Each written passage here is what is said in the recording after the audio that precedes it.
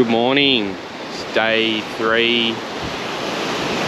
We are just waiting for the tides to go down so that we can head back towards Nagala Rocks and get through there.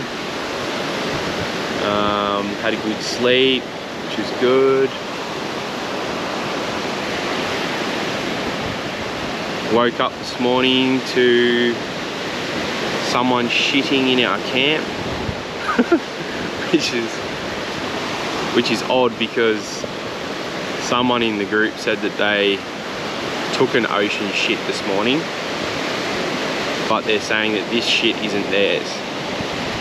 So either we've had an intruder in our camp overnight or something else is going on. We'll see.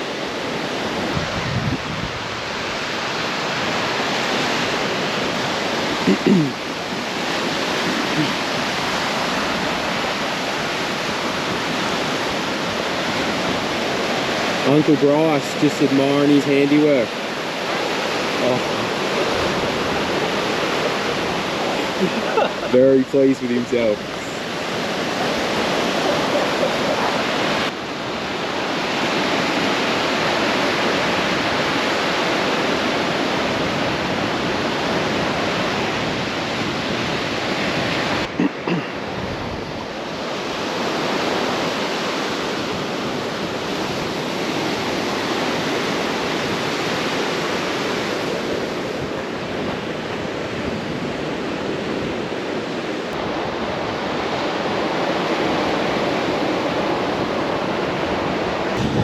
Finally hitting the road, tide's gone down a bit, see if we can get through.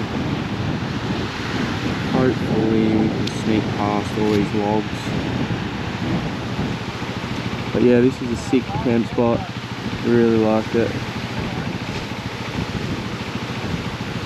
Big dingoes up here though, and possibly aliens. More on that later.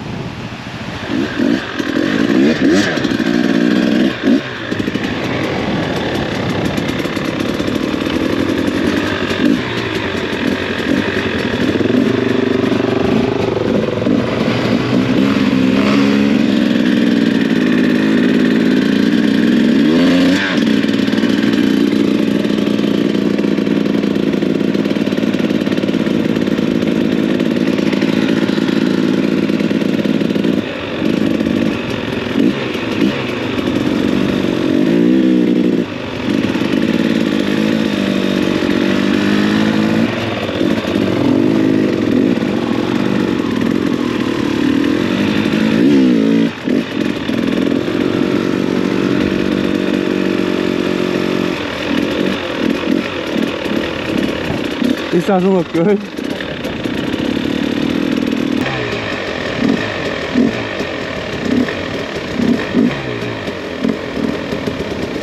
Picking our way through. This is pretty high tide still.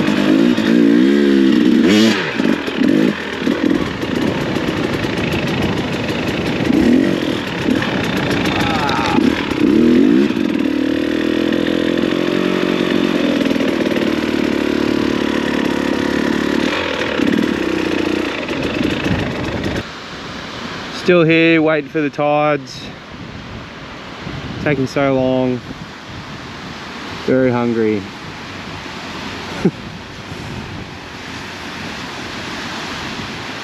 I suppose there's worse places to be stuck.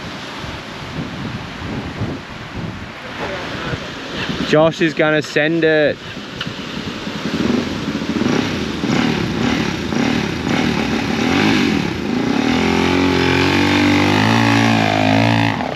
Easy.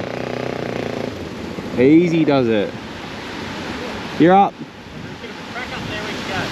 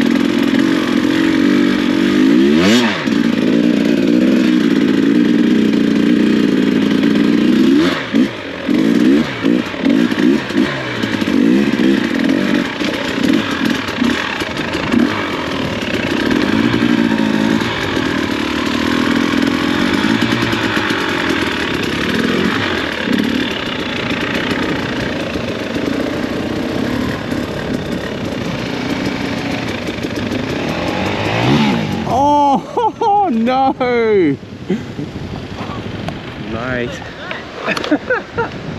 I think I forgot to put power on and the front wheel just dug in, so. That was the slowest crash ever. I was like, what's going on? It looked like you just rolled down it. Oh, that is funny. Oh, that's come right out. Huh? How do they? No, they click on. Where do they go? Onto the shroud? Yeah, they click around the plastic. Oh. I'll get the bike out and I'll fix it.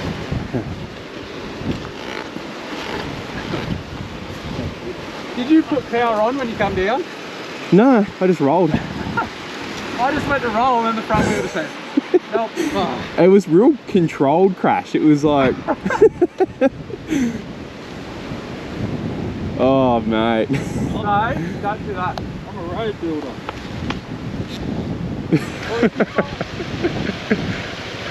Uncle Pricey coming through.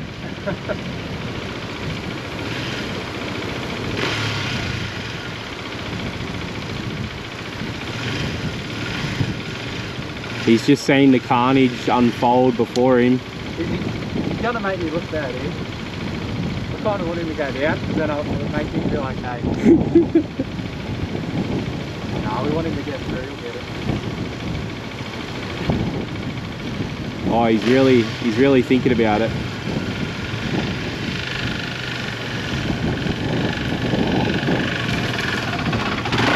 Oh! You did better than me. It was a faster crash than me. Look at the fucking deep I've dug it. Good job, boys. Really well done.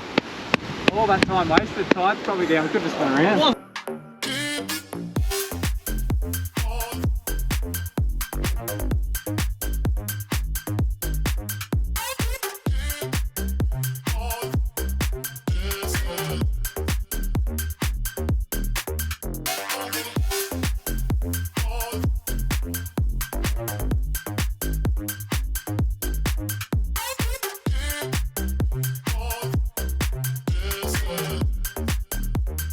So eventually we made it back to Nagala Rocks.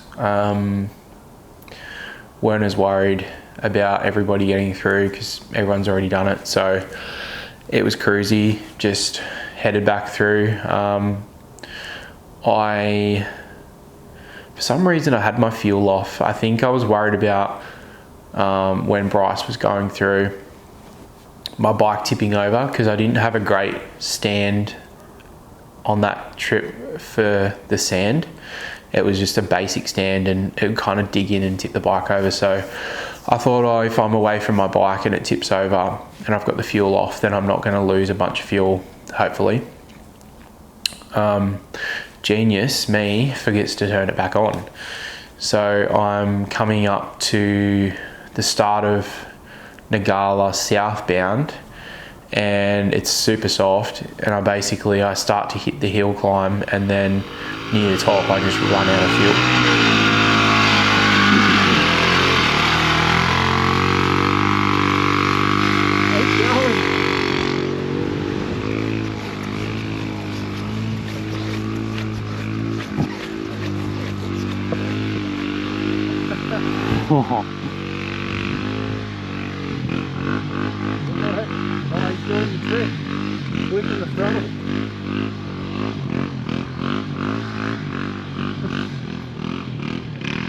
Got it.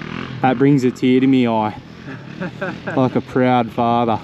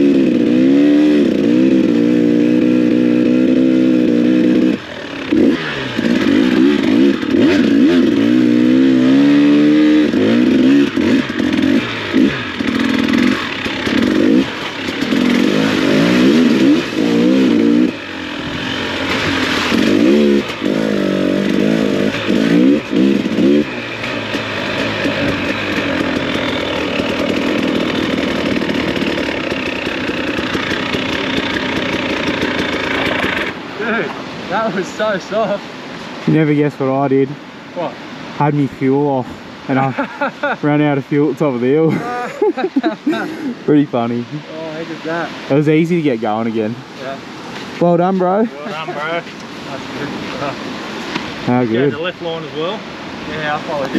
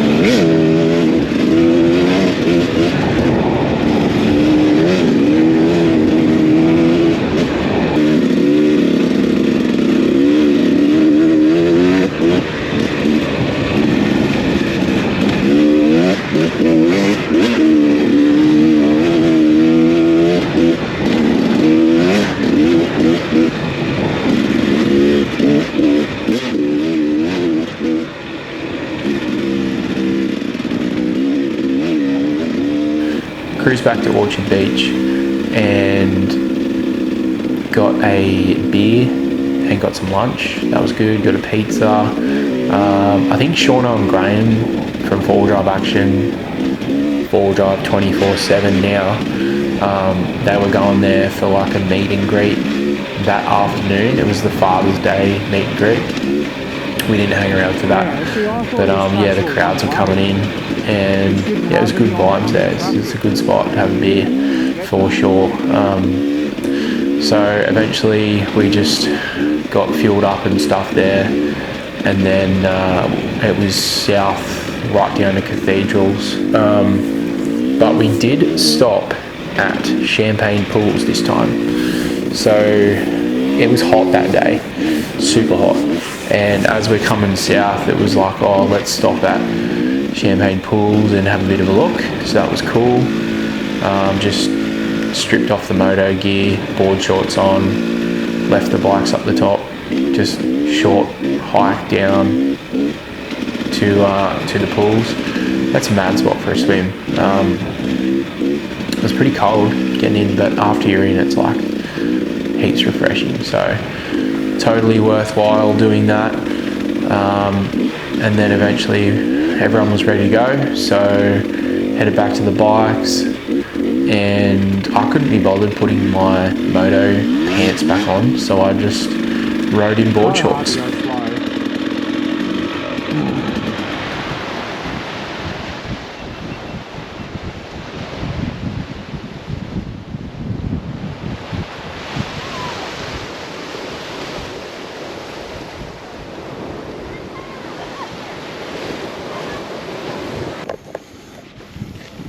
Alright, we just finished up a swim at Champagne Pools and now we're heading back down south.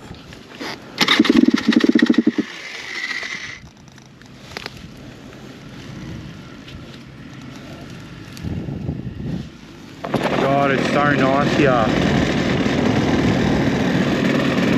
Indian Head. Gotta go through the inland track. Pretty soft.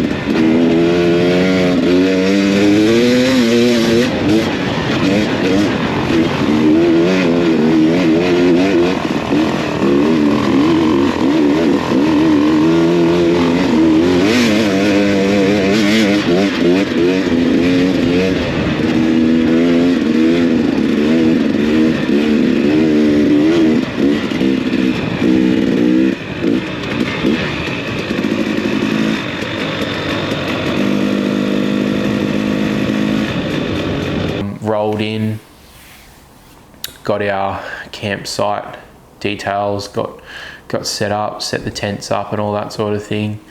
A couple of the boys had a shower because we were pretty dirty by that point, I suppose. But so when the boys come back, everyone's ready, let's go get a few beers, let's get some food from the shop.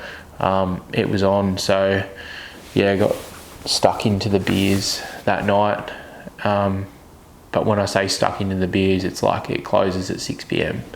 So you can't really get stuck in. But that was good. Bought some dinner before the shop closed.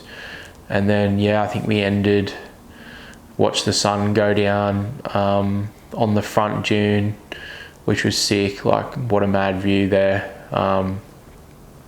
Mosquito central though, got absolutely peppered by mosquitoes, but that's okay.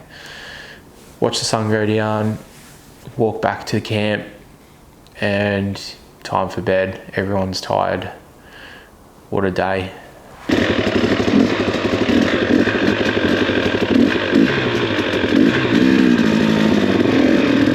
Day 4, I think. Going home day. Thought we'd come down here and have a look at the beach before the shop opens. Looks pretty good.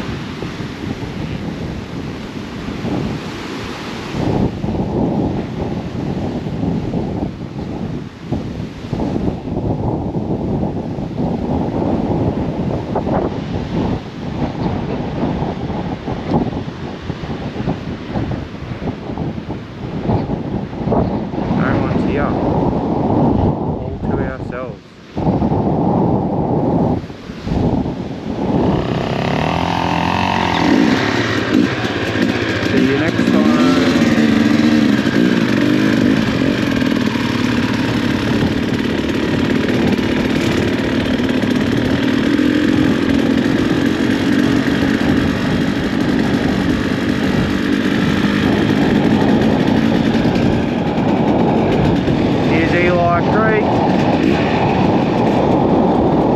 She's running a bit.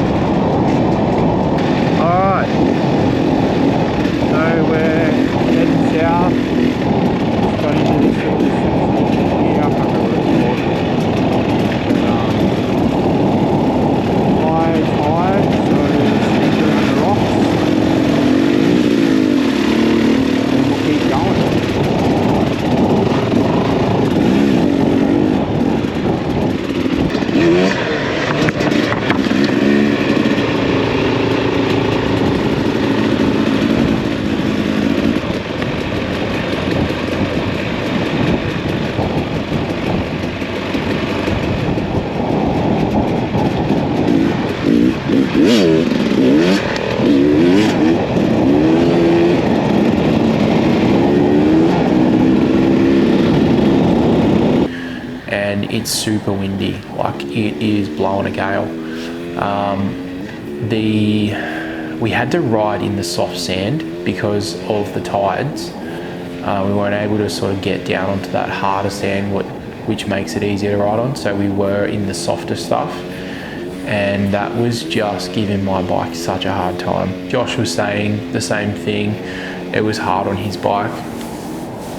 The 690, no problems, it was able to do it.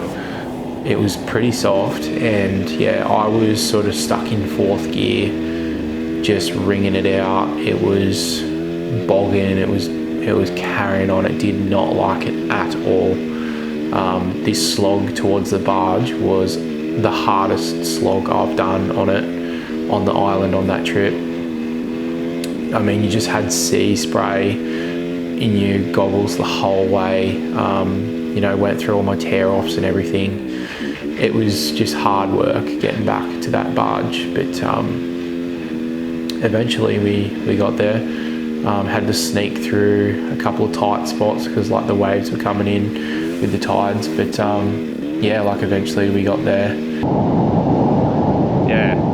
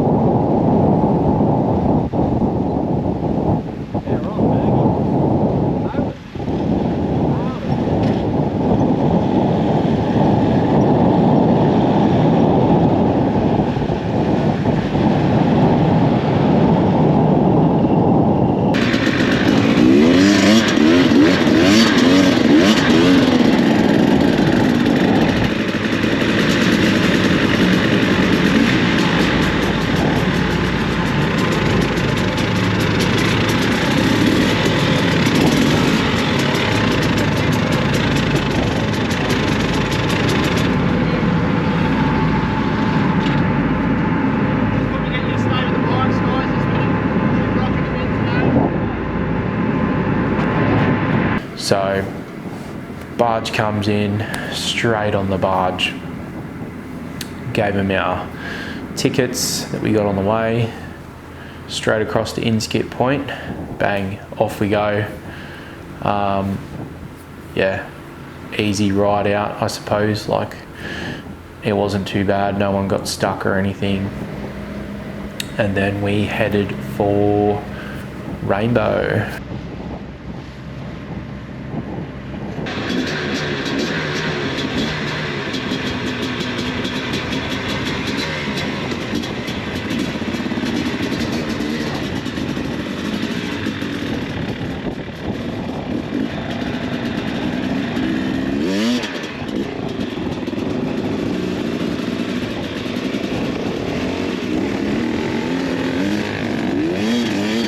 sure how much of this that I filmed heading back to Rainbow, because it sort of felt like the trip was over by that point, but we still had to get through Rainbow, the town, and then we had to head back through Double Island. I think I'd kind of signed off a little bit by this point and thought, oh, the trip's done, you know, whatever.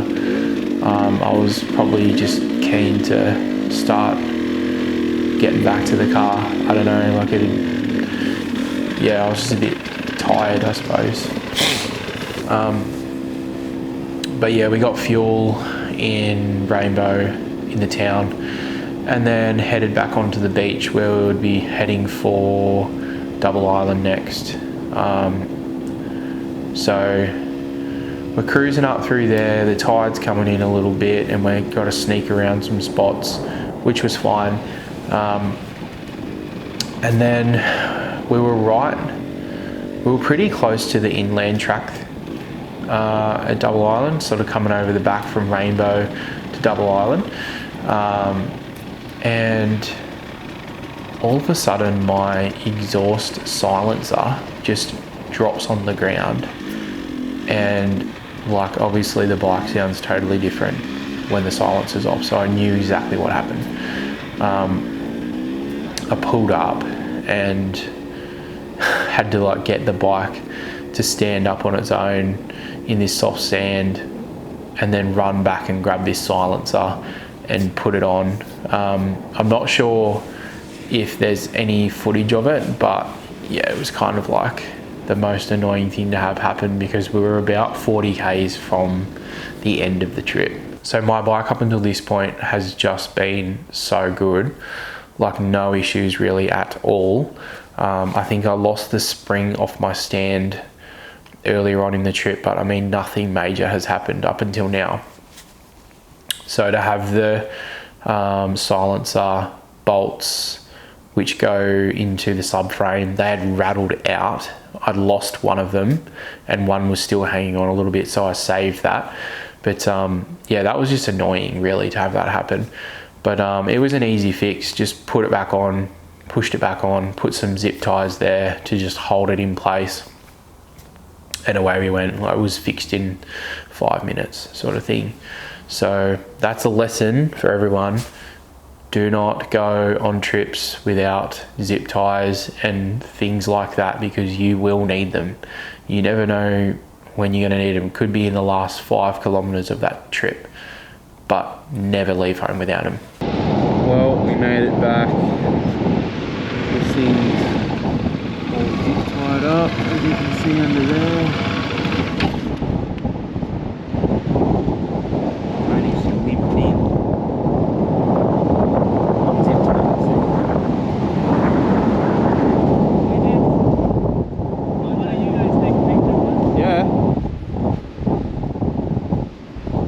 Take my glove off. Thanks, mate. Do you want it like that way?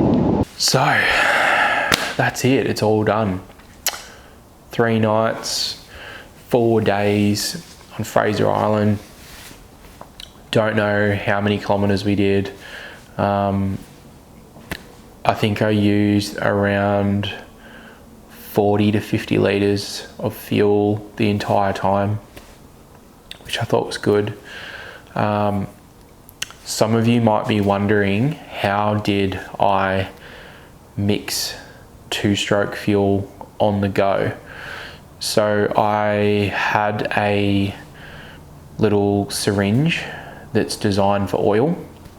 We're able to siphon oil out of a bottle just like this one. This is not the oil that I used, obviously. This is 4-stroke oil, but yeah, you get the idea. You know, the neck comes up like that. Put the syringe in, and it had a little tube where I was able to siphon oil out and put that into my petrol tank. So the way I would do it is I'd fill the bike up, turn the fuel off, work out how much fuel did I pump in, then work out the measurement for the amount of oil that I'm going to need, and then I would put that in. So it was 20 mils per litre. I was able to just get that into the tank with the syringe and then sort of shake the bike around to mix that up. And then you can turn the fuel petcock back on, because if you don't turn that off, oil is denser than fuel. As soon as you tip that oil in, you can see it goes straight to the bottom of the tank. It will make its way into those carby lines and you will foul a plug. In terms of bike mods, let me know if you want me to sort of do a video covering that. We did do a few things to get the bike ready, but it was primarily a Enduro 300 when it rode out there. Like, it had nothing major done to it. But yeah, let me know if you want me to do a video on that. I'd be happy to, just to run you through the exact mods that we did and the gear that I took, like tents and cooking stuff and everything. If that's interesting, let me know and I'll do that. Yeah, as you can see, guys, it was a epic trip. Josh and Bryce were awesome. Thanks so much. It was so fun to go on this trip and experience adventure bike riding for the first time in a place like Fraser Island. It was, at times it was remote, but then at times it wasn't, because we had facilities like shops and stuff. So it was a good mixture of the two, I think, to sort of dip your toe in the water and see what your bike can do if you're not experienced in this field, which was me. I had never done anything like this before. So yeah, that was cool to do it in a place like that. Thanks so much for watching, guys. I really appreciate it. If you enjoyed these videos on the Fraser Island trip, please subscribe to the channel and like the videos, because that helps me with the algorithm and gets these videos out there for other people who might want to watch them. And also, if you want to support what we're doing, you can go onto dirtfare.com and have a look at our website where we've got all of our products. We've got jerseys, t-shirts, things like that. So have a look there if you're interested in supporting us. We are an Australian brand and we are small. We are not big. We are doing things in small quantities and everything's made with love. So yeah, get around it if you're keen to. We would appreciate that so much. All right, guys, thank you and stay safe out there. Peace.